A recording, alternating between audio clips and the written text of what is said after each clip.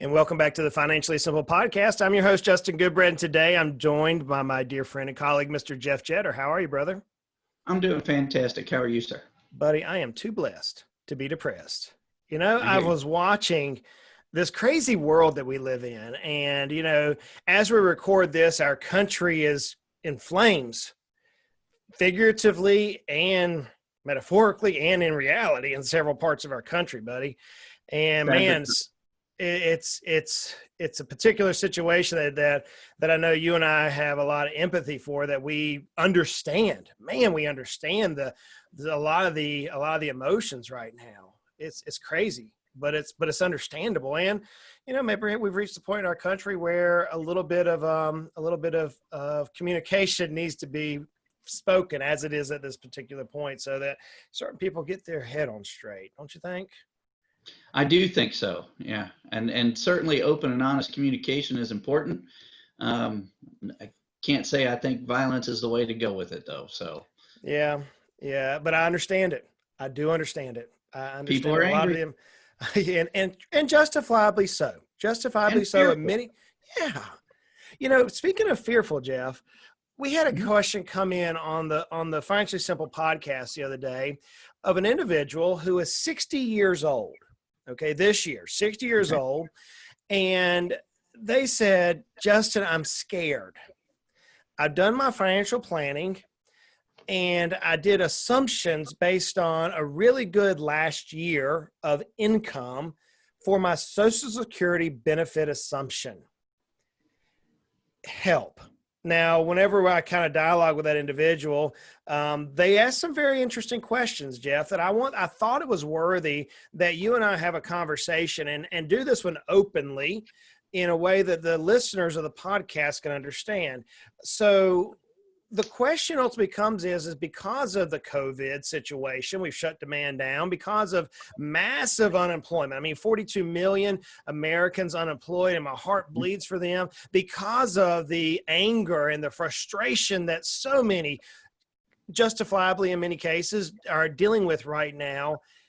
Very few people have this same fear that of the Social Security issue. But I think, Jeff, as the emotion comes down, as elections get past us, this Social Security conversation is going to be one that you and I and so many financial planners across the country are going to be having, even more so than ever.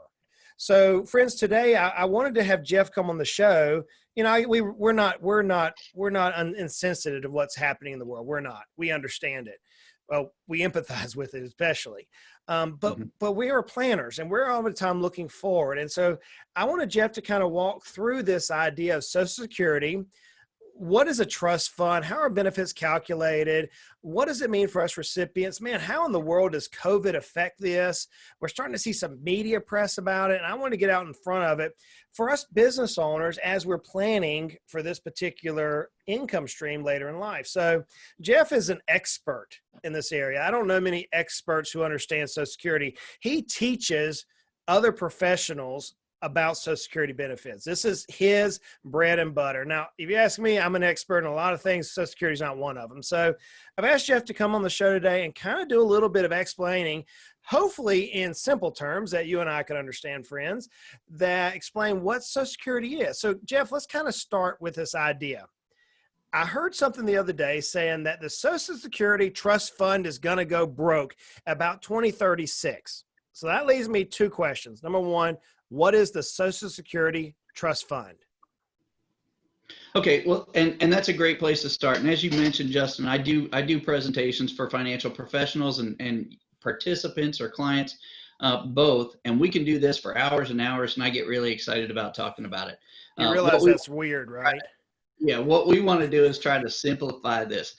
So let me talk first about this magical or mythical trust fund. First of all, I want to break the myth that most common participants of Social Security, most of us insured, think that there's a little bucket of money up there with my name on it, and that's all mine. And that there's a certain amount of benefit that comes from that. And when it's empty, it's empty. When it's full, et cetera, et cetera. That is not the case. There is a trustees, a Social Security trustees that oversee the Social Security funds. So think of Social Security funds this way: a gigantic bucket of money. All right, and we've got water or money coming into the bucket, and the way the money gets into the bucket is through contributions, both your employer contributions as well as the employee participant contributions. Right? None of these are up to us; they are all assigned. That's your OASI contribution on your pay stub. All right, self-employed folks and business owners, we've got the same thing. We've got responsibilities for our Social Security insurance contribution. We also have at the bottom of the bucket a tap that's open. Those are the beneficiaries and recipients receiving benefits from the bucket. So what we've got to do, and the way to think of this trust fund that we talk about all the time, is think of that as the bucket. We've got some coming in, we've got some going out. And when we talk about how long will the trust fund last, what we're saying is, when do we run out of water, right? So currently, the tap is open wider than the contributions by a bit. So we have more going out than coming in. Why At is some that? point, Why is that, Jeff? well, there are a lot of reasons for that. First of all, we've got less contributions to recipients. That's a ratio, and there are all kinds of statistics. I've got PowerPoint slides and PowerPoint slides on exactly the 1.2% of national salary and all that kind of stuff and how that's increased. I don't want to get into that today. What I do want to say is we've got more water going out than we've got coming in, more money going out than we have coming in. Any business owner is going to know that if you have more going out than coming in, at some point you're going to run out, right? That's not even a business owner. That's second grade math. And so that's where we are. Currently, the most recent report from the trustees of the Social Security Administration, this was in April of this year, they're estimating that will run out of money at our current benefit rate and our current contribution rate pre-COVID will be about 2035, which you mentioned in our introduction, in about 15 years from now. Now, that does not mean that Social Security benefits will cease at that point. That does not mean this thing is empty. It just means there is no more bucket. So the contributions will no longer meet the needs of the beneficiaries. So at that point, there must be a reduction in benefits or an increase in contribution or some sort of balanced effect of both. That's So where we if I are. pause you right there, if you're gonna decrease benefits, and that means that individuals who are receiving Social Security benefits, whether through disability or retirement benefits, there could be a decrease. I've heard 25% declination taking place. We'll see what happens there. But if you're going to try to increase it, then obviously that means there's going to be an increase in the Social Security taxation that's going to transpire. And that's another way to fix it. Okay, so we've got two ways to fix it: reduce benefits, increase contributions, or a balanced effect of both. The current trustees report is really close to what you had just said. They started a 21% reduction at 2035, an increase over the next few years, going through 25, actually being higher, closer to 30% reduction in benefits over the next few years. That's pre-COVID. Yeah. And So why do you say that's pregnant pause there, because that's pre-COVID. COVID is going to impact this. How? Well, you had mentioned how many people are unemployed right now. So where is the water coming into the bucket? Payroll contributions, people working, their employer and the insured contributing or putting money into the bucket. Well, we've got all these people out of work right now, reduced salaries. This is reducing the amount going into the bucket. And here's another little caveat that a lot of people haven't really grasped yet, and that is we may have an increase in benefits because of COVID as well. We may have an increase on the disability, the Social Security disability strain. Now, that won't be as impactful as the lack of contribution, but that's a double whammy still nonetheless, right? So if we've impacted because of COVID, the flow into the bucket, this metaphorical bucket that you're referring to here, and at the simultaneously perhaps even increase the flow, then I got to go back to the root question that was posed to me is, hey, Justin, I'm 60. Dude, help. I'm looking at this thing saying, oh my goodness, my last qualifying year, and we don't need to get into the technical side of that, but my last qualifying year of benefits, my income has drastically decreased. I don't think my Social Security value is going to be the same as it was before. What in the world do we do? So let's unpack that question that this gentleman eloquently put out for us. Mhm. Jeff, what is somebody to do whenever they're approaching retirement as it relates now to this adjustments that now COVID is going to have on us? I think it has to have on us. And then what is somebody like in maybe my age or younger who is, raising a young family? What are they to do with this idea that Social Security is going to ultimately affect perhaps my future tax bill? How am I supposed to deal with this? So let's take two different paths. Let's go down the path first of, hey, I'm retiring in the next 5 to 10 years. What do I do? Okay, well, the first thing is we want to have that solid plan, and we try not to become completely dependent on Social Security. That's the biggest thing. Knowing that there may be a reduction in benefits, and not even maybe, but probably will be a reduction in benefits. Now, if our legislators decide we can't affect the elders in that way, we can't affect our retirees in that way, we can't affect our voting population in that way, then the only other solution is we increase the contribution through taxes, through payroll contributions, which means that now I'm sort of flipping it back on you, and that is getting back to the younger folks. They're going to have to contribute more for the seniors and retirees coming up to maintain their benefits, even at a reduced rate. So could I say that those approaching those approaching retirement age, let's say 10 years out, they're going to be in a position to where lifestyle consumption is going to have to be come into question as we see perhaps an increase in taxation, or as we now see a reduction in Social Security benefits. Now's a hard time to look at what are we spending our money on and how do we modify our lifestyle either down or up, depending on the planning or depending on your particular numbers. Is that advisable at this point, Jeff? I don't think that's a bad idea. What I don't want to do is instill this panic that in 7 years, if COVID is as bad as it's predicted, or in 15 years, if it's not impacted at all, that Social Security is going to stop. I don't see that happening. I don't think there are many people in the financial world that see it stopping. Yeah. What will more than likely happen is we will have some reduction in benefits. Now, there are some other ways to do that too. Delay, we could delay the age of Social Security. That's another way to conserve the outflow. But really what we might want to start planning for, especially those near retirees, is maybe we should look at about an 80% of our projected Social Security benefit. Well, then we've got to make up the other 20% somewhere. Either it's a reduction of income or expenses, or we're going to have to pick it up somewhere else from another asset class, correct?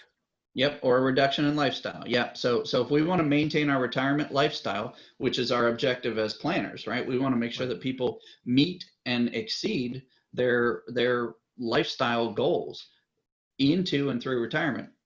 So yeah, we're going to have to pick that up somewhere else. So let's flip it down to the younger generation. They're not going to be retiring in theoretically 10 years. They've got 15, 20, 30 years ahead of them. I'm sitting here thinking as I listen to you, Jeff, and my mind's going warp speed over here going, man, what do I do? Da, da, da, da.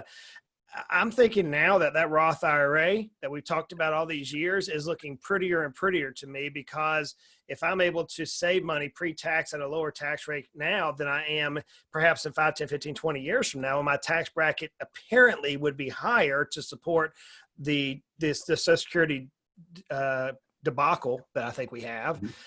Does it make sense for me to consider a Roth IRA at this particular point as a Roth 401k, even pre-tax or post-tax dollars?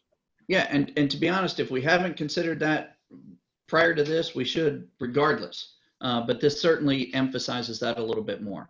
We want to make sure, and it comes down to, do you want to control your own retirement, or do you want the federal government to be in charge of your retirement?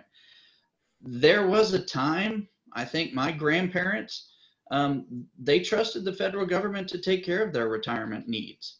But that was also a time, you have to remember, when there were pensions. Everybody had a pension. So between your company that you were loyal to for 35, 40, 45 years and the federal government supplementing the difference, plus a shortened lifespan, your retirement needs were more than met, right? Now we're living a lot longer. We don't have that same kind of company or professional loyalty. Very few companies offer directed benefits or pension sort of plans. So we are responsible for our own retirement and certainly the lifestyle we want in our own retirement. So yeah, take ownership of that now. Let's look at those. How do we make the most effective use of our retirement opportunities within the Internal Revenue Code and even just savings outside the revenue code?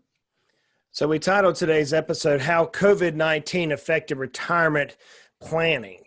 And based on this one gentleman's question who had listened to one of the previous podcasts.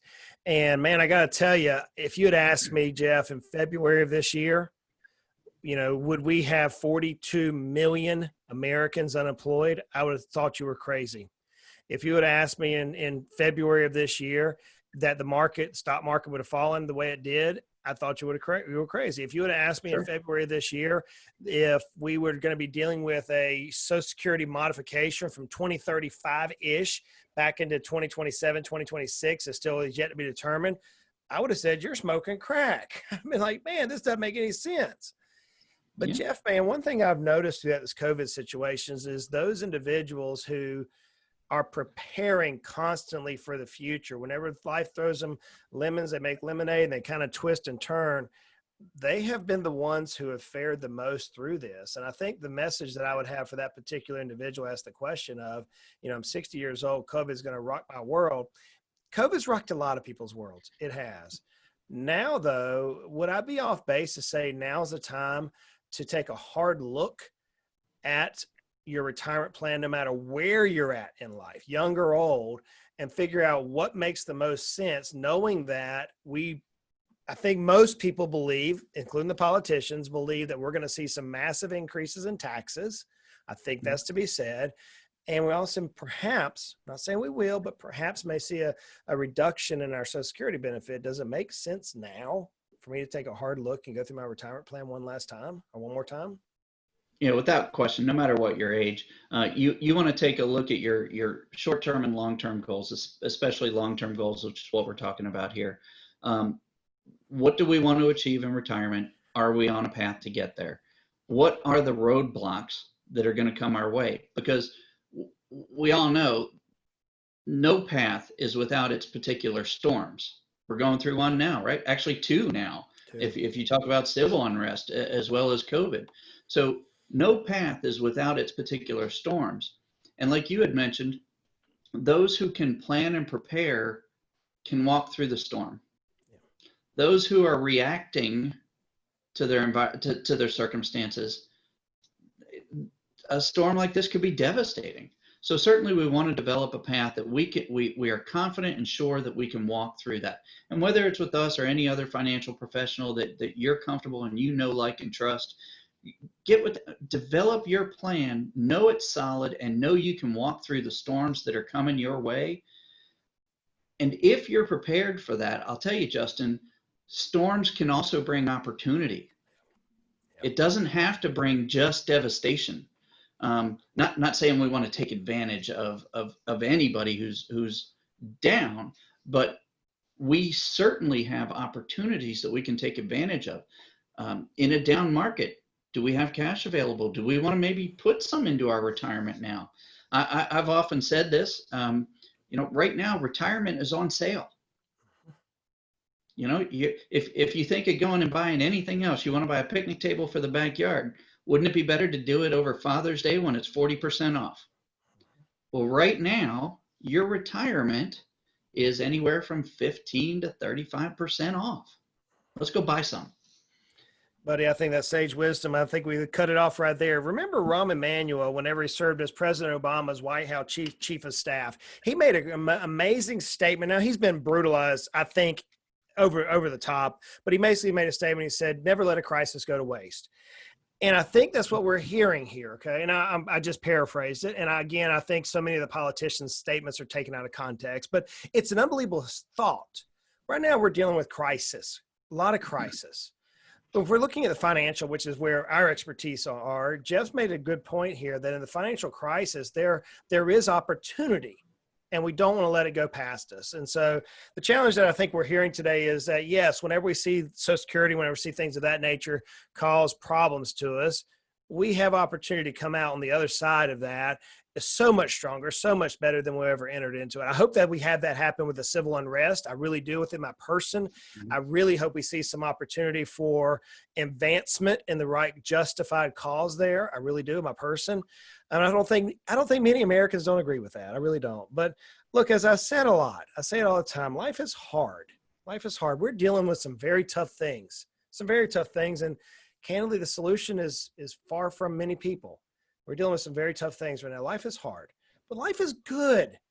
We still live in America. We still live in a country that even amidst COVID or riots or civil unrest, we still have a society that gives us the opportunity to voice our opinions and our frustrations and hopefully solidify some things. So life is hard. Life is good. Life can be frustrating. Man, if you think about Social Security, I mean, I personally don't think I'll ever see it. That's my personal opinion. I just count on that. I don't want to make a plan for Social Security when I'm a little older. Some people are going to need it. So, life is frustrating. Social Security can be frustrating. Money doesn't have to be. Hey, look, we're going to continue to make our lives at least financially simple. Do me a favor. Go out there on the interweb and go to one of the Financially Simple channels and leave us a question. I think this was a great one provided by a listener, and I think that Jeff just did an outstanding job kind of unpacking Social Security. So go out there and go financiallysimple.com/ask Justin, or go to any of our social media channels. Leave us a question. The team here, we're bringing them on the air on a regular basis now, and we'll make sure the right planner, Jeff's a CFP, CEP, certified estate planner, and a certified financial planner. We'll make sure the right person can answer the question. These are experts, guys. I trust them.